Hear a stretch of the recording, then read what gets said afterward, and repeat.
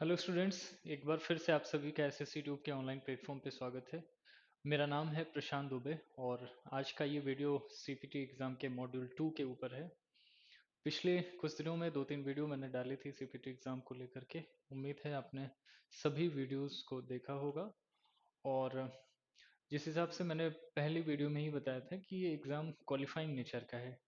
और आप सभी से मैंने ये उम्मीद करी थी कि एटलीस्ट सारे बच्चे जिन्होंने टीयर 1, टीयर 2, टीयर 3 एग्ज़ाम को क्वालिफाई किया हुआ है, वो बिल्कुल आसानी से टीयर 4 एग्ज़ाम को क्वालिफाई कर लेंगे। अब बात यहाँ से है कि क्वालिफाइंग एग्ज़ाम का जो नेचर है, वो कहाँ तक क्वालिफाइंग है? अगर क्वालिफाइंग है, तो इसे इतना सावधानीपूर्वक क्यों करना है या इतना ज़्यादा इस पे प्रेशर क्यों लेना? ठीक है, तो मैं आपसे बिल्कुल ये नहीं कह रहा कि आपको एग्ज़ाम के लिए प्रेशर लेना है। मैं आपको एक एग्जाम्पल के आधार पे इस बात को समझाना चाहता हूँ कि अगर मान लीजिए मैं आपसे कहूँ कि कोई चलती फिरती सड़क है दिल्ली की, गाड़ियों की भीड़ भाड़ है उस पर, और मैं आपसे कहूँ कि उस सड़क को आपको पार करना है। ये आपके लिए क्वालिफाइंग नेचर का एक छोटा सा एग्जाम है। तो मुझे नहीं लगता कि जिस किसी के पास भी ठीक ठाक देखने के लिए आंखें हैं, सुनने के लिए कान हैं, वो चल फिर सकता हो या दिमाग उसका बढ़िया काम कर रहा हो, वो एग्जाम उस सड़क को क्वालिफाई या पार ना कर पाए। जाहिर सी बात है, सभी लोग कर लेंगे, बहुत छोटी सी बात है। लेकिन अगर आप उस सड़क को आंख मूंद कर पार करेंगे, तो आपका अगर भाग्य अच्छा नहीं है, तो आप चोटिल हो सकते हैं, आपके साथ दुर्घटना हो सकती है। तो सड़क पार करना बड़ी बात नहीं है।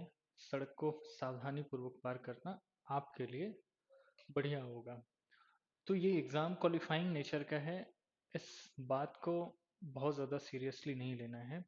लेकिन सीरियसली इस चीज़ को लेना है कि अगर आप इस एग्ज़ाम से डिस्क्वालीफाई हो गए या एग्ज़ाम क्वालिफाइंग नेचर का है, वो भी नहीं क्वालिफाई कर पाए, तो फिर क्या करेंगे? टीयर 3 एग्ज़ाम क्वालिफाई करके क्या करेंगे? क्योंकि आप जिस पोस्ट के लिए तैयारी कर रहे हैं, जिस नौकरी के लिए तैयारी कर रहे हैं, वो नौकरी तो आपको नहीं मिलने वाली। तो आज का ये वीडियो उन्हीं सब बातों को लेकर के है कि कुछ गलतियां आप टेस्ट एग्जाम में अवॉइड करेंगे, तो फिर आप सीपीटी का मॉड्यूल 2 देंगे। और मॉड्यूल 2 में भी आपको कुछ गलतियों को अवॉइड करना होगा, क्योंकि वो गलतियां आपके अच्छे खासे नंबर काटेंगी और उस नंबर्स के बेस पे आप डिस्क्वालीफाई हो जाएंगे। ठीक है, तो पिछली वीडियो में मैंने क्या आपको बताया था, एक्सेल शीट को 15 मिनट में with in the time limit कैसे फिल करें विथ 100% एक्यूरेसी। तो यहाँ भी हम चीज़ों को उसी नज़रिए से ही देखेंगे कि अगर हमें एक डेमो शीट दी गई है कि भाई साहब आपको इस तरह की शीट बनानी है, तो आप ज़रा देखिए, मेरे पास ये शीट है। ये एसएससी ट्यूब की जो बुक है हमारे पास, उससे मैंने ये सैंपल उठा रखा है। और आप देख पाएंगे कि यहाँ पे बिल्कुल ऐसी शीट आपको मिलती है कि आपको बिल्कुल ऐसी ही रिपोर्ट तैयार करनी है। यानी जो आप एक एक्सेल शीट बनाएंगे, बिल्कुल ऐसी ही एक्सेल शीट आप बनाएंगे। ठीक है, देख पा रहे होंगे, आपको दिख रहा होगा क्लियरली। ये किसी कंपनी के एम्प्लॉयज हैं, उनकी सैलरी को लेकर के रिपोर्ट बनानी है। तो पहले तो आपको क्या करना है, जैसे आपको शीट मिलती है ना, उस शीट को ठीक से सरसरी निगाह से देख लेना है। सरसरी निगाह से देखने का मतलब 1 से 2 मिनट में आपको चीज़ें समझ में आ जानी चाहिए कि हमें कौन सा फॉर्मूला यूज़ करना पड़ेगा, हमें किस तरह रिपोर्ट को फ्रेम करना है, किस तरह से शीट को फ्रेम करना है, कहाँ कहाँ आपको चुनौतियों का सामना करना पड़ सकता है, ये सब आपके दिमाग में चलने लगेगा। और उसके साथ ही आपका हाथ भी तेज चलने लगेगा। क्योंकि स्टार्टिंग में क्या होता है कि हम बिना पढ़े चीज़ों को अगर करने लगते हैं, तो बीच में हमें डिस्ट्रैक्शन मिलता है, जो कि एसएससी चाहती है कि आप डिस्ट्रैक्ट होइए। वो कहाँ पे होता है, मैं आपको दिखाने की कोशिश करूंगा इसमें कि कहाँ पे आप डिस्ट्रैक्ट होंगे। तो आप कंफ्यूज होंगे, और कंफ्यूज होने के साथ साथ आप उसमें अपना समय गंवाएंगे, और समय गंवाएंगे तो आपके नंबर कटेंगे, और नंबर कटेंगे तो जाहिर बात है कि जो एक कट ऑफ दी जाती है मॉड्यूल 2 में, शायद वो भी आप क्वालिफाई ना कर पाए। तो देखते हैं इस शीट को पहले कि शीट में क्या इंस्ट्रक्शन दिया हुआ है। तो सबसे पहले मैंने आपको पहले ही बताया था कि जब आप एक बार शीट को देख लेंगे ना कि क्या है, कैसी हमें शीट बनानी है। जैसे ये शीट है आपके पास, आपको क्या करना है, देखिए जैसे ये रो है ना, ये आपकी रो है, रोज, और ये कॉलम है, ये ऐसे। तो आपको ये शीट बनाने कितने में है, 1 2 3 4 5 6 7 8 9 10, 10 रोज में बनानी है, और कॉलम ऐसे आपको लेने हैं, ठीक है ना। ओके, कॉलम ये होते हैं। तो 1 2 3 4 5 6 7 8 ये कॉलम है। इतने में ही आपकी शीट बन के तैयार हो जाएगी। यानी आपको दिखता इतना कुछ है, बट बनाना आपको इतनी ही चीजें हैं। लेकिन इसमें ही आपको बहुत सी डिफिकल्टीज मिलती हैं। वो कहाँ कहाँ मिलते हैं मैं आपको बताता हूँ। देखिए फॉर्मूला अगर आपको याद है, तब तो आप शीट भरने के बाद फॉर्मूला फटाफट भरेंगे, उसे ड्रैग करेंगे। जैसे कि मैंने आपको एक्सेल शीट बनाते टाइम पे बताया था कि पहले आप क्या करेंगे कि सबसे पहले आप शीट को पूरा बना लेंगे। इसे मैं एक बार इरेज करता हूँ। आप क्या करेंगे कि एज इट इज चीजें जैसे जैसे दी गई हैं वैसे वैसे इन चीजों को भर लेना है। आप गलतियां कहाँ पे करते हैं वो गलतियां मैं आपको गिना देता हूँ। देखिए सबसे पहले गलती तो आप यही कर लेते हैं, जो आपको नेम एंड रोल नंबर दिया गया है। इसका इंस्ट्रक्शन मैं आपको बता देता हूँ। पहले तो आप चीज़ों को ऐसे भरेंगे, तो आपको तो ये नहीं देखना है कि हमें नेम है रोल नंबर क्या करना है। लेकिन मैं आपको पहले ही बता दूं कि जब आप यहाँ पे देखेंगे कि यहाँ पे नेम लिखना है, यहाँ पे रोल नंबर लिखना है, तो आप नेम है रोल नंबर न लिख करके समय बचाना, आप नेम में अपना नाम लिख देना। जैसे मैं अपना नाम लिखता हूँ प्रशांत, अपना रोल नंबर लिख दो आप, ठीक। बस आपका यहाँ काम खत्म हो गया। फिर चीजें जैसे हैं एज इट इज भर लेंगे। अब इंस्ट्रक्शंस पे आने हैं। इंस्ट्रक्शंस क्या है हमारे पास, आइए देखते हैं।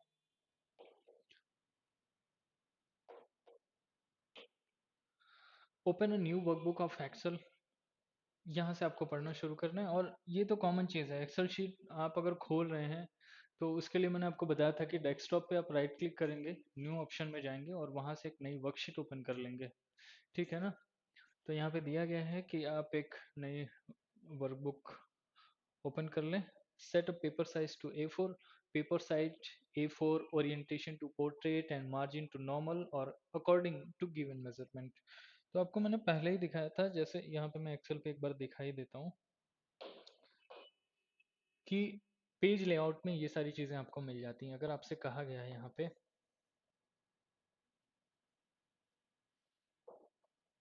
देखिए आपसे कहा गया ना कि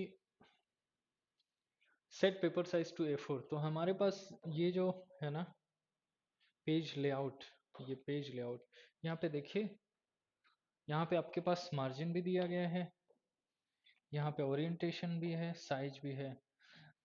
हो सकता है कि थोड़ा सा इंटरफेस आपको चेंज मिले, विंडो 7 या फिर अगर विंडो 10 विंडो 8 अलग अलग आप यूज़ कर रहे होंगे, तो माइक्रोसॉफ्ट के अलग अलग ईयर के आपको एक्सेल वर्कबुक मिले, तो उसमें आप एक बार देख लेना चीज़ों को ज़रूर। वैसे चीज़ें होती तो उन्हीं ऑप्शंस में है। पेज लेआउट में पेज लेआउट के सारे फंक्शन होंगे, फार्मूला में फार्मूलाज होंगे, इंसर्ट में आपको चीज़ें इंसर्ट करने के लिए मिलती हैं। तो मुझे नहीं लगता कि इस तरह का कोई कंफ्यूजन होना चाहिए। आपने अगर एक्सेल शीट पे प्रैक्टिस कर रखी है तो फिर आपको कैसा भी सिस्टम मिलेगा, आप उस पे अच्छे से परफॉर्म कर पाएंगे, ठीक है। तो यहाँ पे पेज लेआउट में इन चीज़ों को आप यहाँ से कर लेंगे। जैसे आपको मार्जिन सेलेक्ट करना है, तो मार्जिन के लिए इन्होंने क्या दे रखा है, जैसे साइज A4, तो साइज हम यहाँ से A4 ले लेंगे। जनरली ये A4 पे सिलेक्टेड होता है, डिफ़ॉल्ट होता है एक्चुअली ये, बट कुछ पे नहीं होता तो हम एक बार क्रॉस चेक तो कर ही लेंगे एटलीस्ट। और फिर दिया गया है ओरिएंटेशन टू पोर्ट्रेट, ओरिएंटेशन यहाँ से सेलेक्ट कर लेंगे। मार्जिन टू नॉर्मल, मार्जिन को यहाँ से सेलेक्ट कर लेंगे। यानी इतना करते ही जो आपकी एक्सेल शीट है ना, वो सेलेक्ट हो जाती है पर्टिकुलर जगह के लिए, जितने में आपको डेटा को फ्रेम करना है, ठीक है। ये ऑलरेडी ऐसे सेलेक्ट हो जाती है। अगर आपने A4 सेलेक्ट कर रखा है तो वो A4 सेलेक्ट हो जाती है। क्योंकि बाद में आपको प्रिंट निकालना होता है, इसलिए चीज़ों को यहाँ पे दिया जाता है कि आप ऑलरेडी सेलेक्ट कर लो, बाद में आपको इस तरह की दिक्कत का सामना ना करना पड़े। फिलहाल हम फिर से इंस्ट्रक्शंस पे आते हैं, है ना। और इंस्ट्रक्शंस में हम क्या देखेंगे,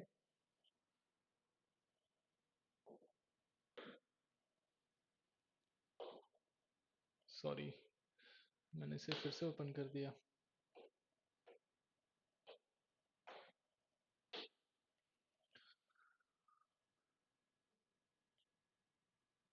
ठीक है, मैं आपसे ये कह रहा था कि गलतियाँ कहाँ-कहाँ आप करते हैं वो मैं बता रहा हूँ। तो सबसे पहली बात तो मैंने आपको यही बताई थी कि नेम और रोल नंबर, आपको क्यों डायरेक्ट अपना नाम लिख देना है और रोल नंबर लिख देना है, क्योंकि जैसे आप यहाँ पे जब पढ़ेंगे ना, तो यहाँ पे दिया गया है write your name and roll number in the first two rows. बच्चे इस चीज़ पे बिल्कुल भी ध्यान नहीं देते, क्योंकि यहाँ पे ये जो चीज़ लिखी हुई है, write your name and roll number in the first two rows, तो फर्स्ट टू रोज पे वो ध्यान ही नहीं देते। हमारे पास फर्स्ट टू रोज कौन कौन सी हैं, पहली दो रोज तो हमारी यही है ना, ये। और यहाँ पे आप अगर अपना नाम रोल नंबर नहीं लिखेंगे तो दो दो नंबर तो आप कट जाएंगे, ठीक है। तो ये मिस्टेक हमें नहीं करनी है कि हमें अपने दो दो नंबर गंवाने पड़े। तो आपको पहले ही अपना नाम और रोल नंबर यहाँ पे फिल कर लेना है। आप इन चीज़ों को ज़रूर गौर करिएगा, क्योंकि यहाँ पे जिस हिसाब से ये लिख देता है और आपको आपको दिखाई भी देता है ना कि ये डेटा ऐसे लिखा हुआ है, बट इसके सिर्फ टेक्स्ट फॉर्मेट पे जाइएगा आप, बाकी किसी फॉर्मेट को अगर आपने कॉपी करने की कोशिश करी तो आपको अपने नंबर कटवाने पड़ सकते हैं। वो नंबर कैसे कटेंगे, यहीं पे एग्जांपल के तौर पे मैं बता देता हूँ कि ये जो सेल है वो रेक्टेंगुलर फॉर्म में है। देखो, ये रेक्टेंगुलर फॉर्म में है, इस सेल को मैं थोड़ी सी बड़ी रखने की कोशिश करता हूँ। जैसे मान लीजिए इस सेल को मैंने इतना बड़ा बना दिया, ठीक। अब सेल को मैंने बड़ा बना दिया, ये सेल कैसे बड़ी हो जाएगी, आप यहाँ से सेल को स्ट्रेच कर सकते हैं बड़ी आसानी से। मैं आपको एक्सेल शीट पे स्ट्रेच करके बता देता हूँ, ठीक है। ये देखिए, ये जैसे आपके पास सेल है तो आप किसी भी सेल को ऐसे स्ट्रेच कर सकते हैं। ये देखिए यहाँ से ये सेल स्ट्रेच हो गई थोड़ी सी,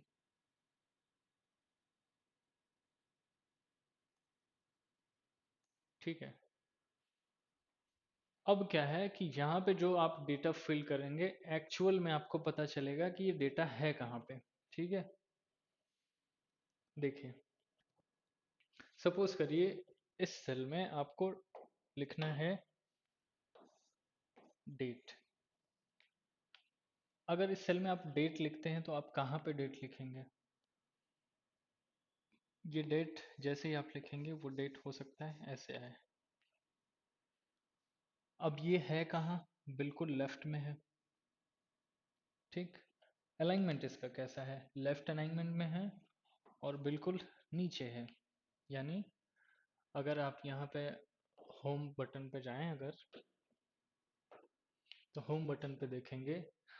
अब मैं यहाँ डेटा फिल करके आपको दिखा देता हूँ ना, एक मिनट।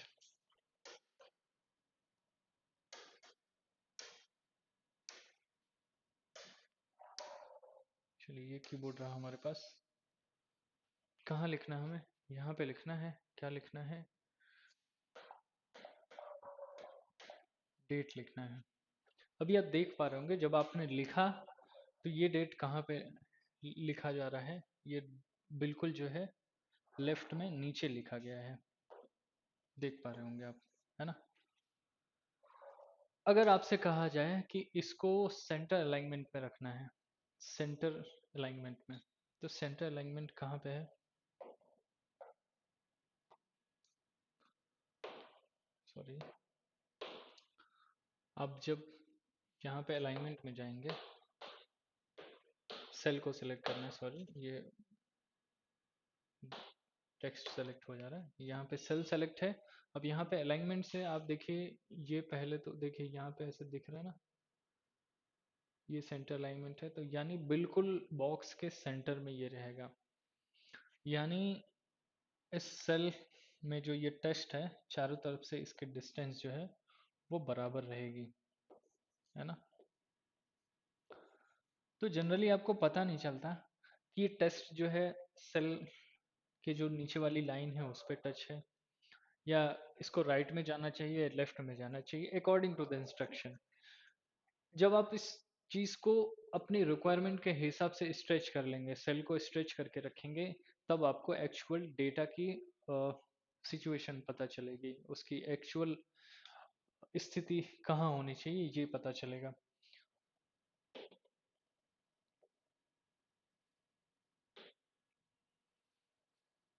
अभी यहाँ पे आप देख पा रहे होंगे, जैसे ये लिखा हुआ है ना, net salary of employees, net salary of employees, आपको देखने में लग रहा है ये बोल्ड है, तो ये बोल्ड है, आप इसको बोल्ड बना लीजिए, इतना भी इस पे ध्यान नहीं देना है, हमें टाइम खर्च नहीं करना है। अगर आपको ये लग रहा है बोल्ड है तो बोल्ड में लिख दीजिए, ठीक है ना। लेकिन फिर इंस्ट्रक्शन को जरूर पढ़ना चाहिए हमें, क्योंकि इंस्ट्रक्शन आप नहीं पढ़ेंगे तो जाहिर सी बात है आपके नंबर कटेंगे। तो आइए, अब यहाँ पे जैसे लिखा हुआ है ना, make the title row 5 and figures data entire in each concern cell left line. Make the title row 5, row 5 को हमें क्या बनाना है, टाइटल बनाना है। तो रो 5 हमारी क्या है, ये है ना रो 5, क्योंकि 1 2 3 एंड 4, 5 ये है, तो 5 को हमें ये टाइटल बना देना है ना। Data entered in each concern cell, उससे जो भी कंसर्न सेल हैं रो 5 की, सभी को जो है लेफ्ट अलाइनमेंट में रखना है। तो लेफ्ट अलाइनमेंट हम कहाँ से चूज करेंगे, लेफ्ट अलाइनमेंट में हमें देखिए, ये डेटा को बिल्कुल बीच में नहीं रखना है, हमें लेफ्ट अलाइनमेंट में रखना है, उसने बोला है सिर्फ लेफ्ट अलाइनमेंट में। तो लेफ्ट अलाइनमेंट हमारे पास कौन सा है, लेफ्ट अलाइनमेंट तो यही है ना, ये है लेफ्ट अलाइनमेंट।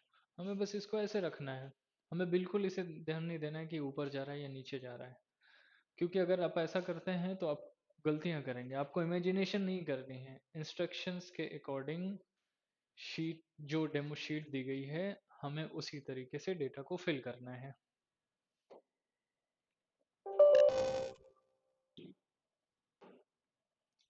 ठीक है,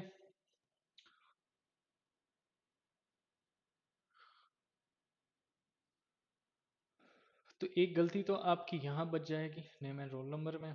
दूसरी क्या है, अलाइनमेंट आपको ध्यान से भरना है। तीसरा जो सबसे इम्पोर्टेंट पॉइंट है, आपको फॉर्मूले को बहुत ध्यान से भरना है, क्योंकि अगर आपने फॉर्मूला गलत भरा या सही भरा, उसके पीछे क्या कॉन्सेप्ट है मैं बताता हूँ। अगर आपको फॉर्मूले की बिल्कुल भी जानकारी नहीं है तो आप कैसे नंबर बचा सकते हैं। देखिए, जैसा कि मैंने आपको मार्किंग के बारे में बताया था कि आपकी मार्किंग कैसे होगी, तो एक्सेल में जो मार्किंग स्कीम दी गई है उसको दो पार्ट में उन्होंने बांट रखा है। ये आपको मैंने पहले भी बताया था, और मेरे पास ये शीट है भी, मैं आपको बता भी देता हूँ कि उन्होंने 50-50 नंबर बांट रखे हैं एक्सेल शीट में ही। 50 नंबर किसके लिए दे रहे हैं वो, creation of basic worksheet as in exercise, और 50 number correct value of data by applying formula. अगर आप सही डेटा सही फॉर्मूले के साथ एंटर कर रहे हैं तो आपको उस पर 50 नंबर मिलेंगे। और बाकी वर्कशीट अगर आप ठीक ठाक से क्रिएट कर ले रहे हैं, यानी टेक्स्ट का फॉर्मेट वगैरह, उसका अलाइनमेंट, और भी जो उसकी बॉर्डरिंग वगैरह है, बोल्ड अंडरलाइन, इन सारी चीज़ों के लिए आपको 50 नंबर मिल रहे हैं। तो यहाँ तो आपके ज़्यादा नंबर डिडक्ट नहीं हो रहे हैं, क्योंकि देखो यहाँ आपको बोल दिया गया था कि 5 नंबर तो आपके प्रिंट आउट के कट जाएंगे, अगर एक से ज़्यादा पेज का निकला तो दो दो नंबर और सबके कटेंगे। लेकिन ज़्यादा नंबर जो कटने की संभावना हो रही है वो कहाँ हो रही है, ये फॉर्मूले में। तो फॉर्मूले में देखिए, ये करिएगा कि ये कह रखा है कि not using formula for calculating cell. अगर आप सेल में फॉर्मूला यूज नहीं कर रहे हैं, जैसे मान लीजिए आपके पास ये डेटा है, बेसिक सैलरी दी गई है 3500, 5500, 9000, 16500, 21500। आपसे कहा गया है कि हाउस रेंट अलाउंस HRA कितना है, 9% ऑफ बेसिक सैलरी। तो बेसिक सैलरी का 9% HRA हो जाएगा, बेसिक सैलरी का 5% PF हो जाएगा। नेट सैलरी कितनी हो जाएगी आपकी, basic salary plus house rent allowance plus medical allowance minus provident fund, इन सबको मिला करके, ठीक है, प्रोविडेंट फंड को इसमें से डिडक्ट कर देंगे तो आपकी टोटल नेट सैलरी बनेगी। अब इसमें ये जो भी चीजें दी गई हैं हिंट के तौर पे, इन सभी चीजों के लिए आपको फॉर्मूला यूज करना ही करना है। अगर आप फॉर्मूला यूज नहीं करते हैं तो पर सेल आपको 10 नंबर गंवाने पड़ रहे हैं। देखिए, not using formula for calculating cell 10 marks each cell के लिए आपको 10 मार्क गंवाने पड़ सकते हैं। लेकिन अब यहाँ पे देखिए, wrong value formats for calculating cell, अगर आप रॉन्ग वैल्यूज एंटर करते हैं तो उसके लिए 5 नंबर है। तो अगर आप ये नहीं कर पाइएगा तो यहाँ रॉन्ग वैल्यू फिल करके, यानी रॉन्ग वैल्यू में तो आप नंबर बचा सकते हैं, रॉन्ग वैल्यू को ठीक से फिल करिएगा, फिर भी इसमें हमें थोड़ी सी रियायत मिल जाती, 5 नंबर ही हमारे कटते हैं। तो ज़्यादा नुकसान आपका फॉर्मूले पे है। तो मैं आप सबसे ये कहूँगा कि फॉर्मूले को अच्छे तरीके से पढ़ लें, ठीक है। पीछे भी एक बैच चला था जो 13 नवंबर को स्टार्ट हुआ था और अभी रिसेंट में वो ख़त्म हुआ है। टोटल 10 आवर्स का बैच होता है। मुझे उम्मीद है कि आप अगले 2 से 3 दिनों में अच्छी तैयारी कर पाएंगे CPT एग्ज़ाम को लेकर के। बहुत खास चीज़ें तो मैंने आपको इसमें नहीं बताई अब तक, लेकिन जो गलतियां आप करेंगे उन चीज़ों का बहुत असर पड़ेगा आपके नंबर पे, ठीक है। वो मैं आपको फिर से एक बार रिकॉल करा देता हूँ। पहले तो आपको ये पूरी जो डेमो शीट दी गई है इसको देख लेना है। देन उसके बाद आपको जो इंस्ट्रक्शंस गिवन हैं उन इंस्ट्रक्शंस को देख लेने हैं। और कंफ्यूजन कहाँ पे एक और आता है आपको, जैसे आपसे जब यहाँ पे कहा जा रहा है कि write your name and roll number in the first 2 rows as shown, change font size to 12 and font name to Arial. अब इसका क्या किया आपने कि इसका फॉन्ट नेम तो एरियल कर दिया, साइज इसका 12 कर दी, लेकिन वो नेक्स्ट लाइन में ही आपसे क्या कह रहा है कि change font size of cell to 11 and font name to Arial. आप इसको, मुझे नहीं लगता कि समझ पाओगे कि ये चीज़ क्या लिखी हुई है, क्योंकि इसी चीज़ के लिए पहले ये कह रहा है कि साइज 12 चूज करो, 12 साइज चूज करो, और फिर आपसे इसके फॉन्ट नेम को एरियल चूज करने के लिए कह रहा है। जस्ट नेक्स्ट स्टेप में आपसे कह दे रहा है कि फॉन्ट साइज को 11 कर दो और नेम जो है एरियल रहने दो। बहुत से बच्चे इस चीज़ को स्किप कर देंगे और वहाँ उनके नंबर कट जाएंगे। तो ये कंफ्यूज करने के लिए चीज़ें होती हैं, और कंफ्यूजन से ज़्यादा आप यहाँ पे समय अपना बर्बाद कर लेते हैं, ठीक है। तो खैर कोई बड़ी बात नहीं है, नंबर आपके कट जाएंगे, ऐसा भी नहीं है कि आप डिस्क्वालीफाई हो जाएंगे। बहुत ज़्यादा स्ट्रेस लेने की ज़रूरत नहीं है इसके लिए, लेकिन चीज़ों का ध्यान रखना ज़रूरी है। अब यहाँ पे आप नंबर बचा सकते हैं अगर आपको डिस्ट्रैक्ट किया जा रहा है, तो उस डिस्ट्रैक्शन को समझें। इसके लिए ये है कि आपको प्रैक्टिस करनी ज़रूरी है। 2-3 वर्कशीट आप प्रैक्टिस कर लेंगे तो मुझे लगता है कि इस तरह की गलतियाँ करने से बच जाएंगे आप। तो एक और बात मैं बता देता हूँ कि पहले तो आपको फॉर्मूले का यूज़ करना है इंटायर सेल के लिए। फॉर्मूला आपको बार बार यूज़ नहीं करना है कि आपको वो टाइम कंज्यूमिंग लगे, है ना। आपको फार्मूला एक बार यूज़ करना है और उसे ड्रैग कर देना है। अगर यहाँ फार्मूला यूज़ कर रहे हैं उसे ड्रैग करिए, ठीक है। फार्मूले को हमें क्या कर रहे हैं, ड्रैग कर देना है, वो सभी सेल पे अप्लाई हो जाएगा, ठीक है। स्पेशली आपको जो कन्फ्यूज़न होता है जनरली जब आप नंबर एंटर करते हो तो वो हमेशा राइट अलाइन में जाता है, राइट अलाइनमेंट में। तो उस चीज़ को ध्यान रखना है कि हो सकता है कि वो बाद में आपसे कह दे कि नंबर्स को लेफ्ट अलाइनमेंट में करो, या इस कॉलम या इस रो में जो डेटा है उसको लेफ्ट अलाइनमेंट में करो। तो आप सेलेक्ट कर लेना कि मुझे किस डेटा को लेफ्ट लाइन में रखना है, राइट लाइन में रखना है, अकॉर्डिंगली जैसे आपको इंस्ट्रक्शन दिया हुआ होता है। ठीक है। फिर वर्कशीट को आपको नेम और रोल नंबर के साथ, जैसा मैंने पिछली वीडियो में भी आपको बताया था, आप सेव कर देंगे। फिर कोई बड़ी बात नहीं है इसमें, बहुत ही नॉर्मल बेसिक इंस्ट्रक्शंस दिए होते हैं, और आप इसको कर पाएंगे, मुझे पूरी उम्मीद है। तो नेक्स्ट वीडियो में कुछ और फीचर्स बताऊंगा मैं, इसके कुछ और शॉर्टकट्स बताऊंगा। इससे पहले कि ये जो वीडियो बनी हुई है, इस वीडियो में आप इन्हीं सब बातों पे गौर करें कि कैसे गलतियों से बचा जा सकता है। क्योंकि ये गलतियां अगर मैं आपको बता रहा हूँ ना कि आप ये करेंगे, तो डेफिनेटली लगता है मुझे कि करेंगे, और अगर आपके दिमाग में ये बातें बैठ जाएंगी तो गलतियां नहीं करेंगे। ठीक है। क्योंकि वही बात है कि अगर सड़क को आप सावधानी से पार नहीं करेंगे तो आपके साथ एक्सीडेंट होने के चांसेस ज़्यादा हैं। तो सड़क को अगर सभी पार कर सकते हैं, यानी एग्ज़ाम अगर क्वालिफाइंग नेचर का है तो आप भी पार कर सकते हैं, आप भी क्वालिफाई कर सकते हैं एग्ज़ाम को। तो जो गलतियाँ आपको बताई जा रही हैं कि आप ना करिए, तो प्लीज़ उसे ना करिएगा। क्योंकि 3 स्टेप आपने पार कर लिए हैं एग्ज़ाम के, टियर 1, टियर 2, टियर 3, तो चौथे स्टेप में आप भटकिए ना, अपनी नौकरी से हाथ धोने की नौबत ना लाइए आप। ठीक है? मुझे उम्मीद है आप सभी जो है, जितने बच्चे बढ़िया नंबर पाए हुए हैं, वो टियर 4 एग्ज़ाम को क्वालीफाई कर जाएँगे। तो इससे रिलेटेड कोई भी डाउट हो आपको, अगर इस तरह की कुछ और शीट पे आपको एग्जाम से पहले, क्योंकि अब 2 से 3 दिन बचे हैं एग्जाम के लिए, तो इससे पहले आपको कोई डाउट है तो प्लीज, जैसे कुछ बच्चों ने मेल किया हुआ था, कमेंट्स में उन लोगों ने बताया, तो आप कमेंट करिए, हमें मेल करिए, कॉल करिए, हम उस डाउट पे वीडियो बनाएंगे। और कोशिश ये करेंगे कि आप सीपीटी एग्जाम को जोर शोर के साथ, पूरे धूमधाम के साथ क्वालिफाई करें और सरकारी नौकरी लें। ठीक है। तो अगली वीडियो के लिए इंतज़ार करिए, तब तक के लिए आप सभी को बहुत बहुत शुभकामनाएं, और सीपीटी एग्ज़ाम की तैयारी करते रहिए। आप सभी को मेरी तरफ से बहुत बहुत शुभकामनाएं। Thank you so much.